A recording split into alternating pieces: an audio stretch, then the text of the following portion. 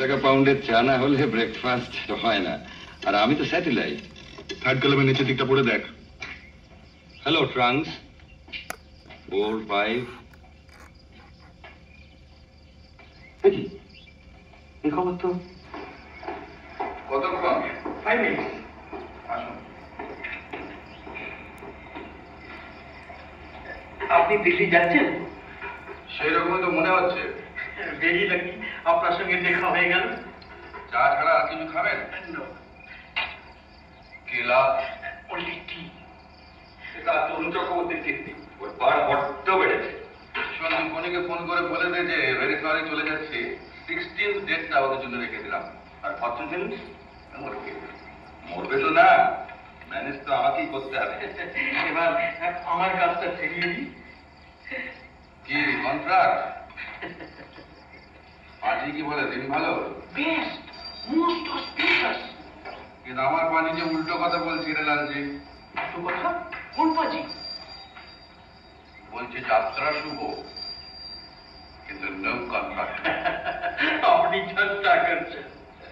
আপনি কাগজ পড়েন? কাজ শেয়ারের খবর ছাড়া আর কিছু পড়েন কি? আর তো এখনো পড়লাম না। তাহলে খবরটা আপনি জানেন না।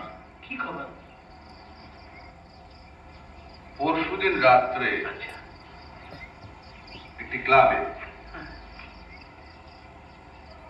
ঈষৎ মত্ত অবস্থায় একটি লোককে প্রহার করে, প্রহার মানে উত্তম মধ্যম।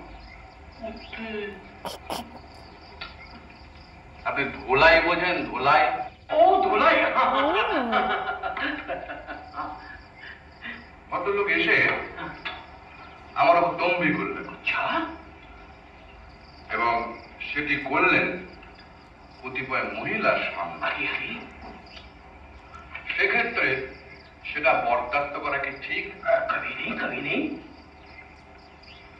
ভদ্রলোক জানতেন না যে আমি একটি ভূমিকায় খুব ভালো অভিনয় করতে পারি, আচ্ছা, আর সেটি হলো মুষ্টিযোদ্ধা। মুস একেবারে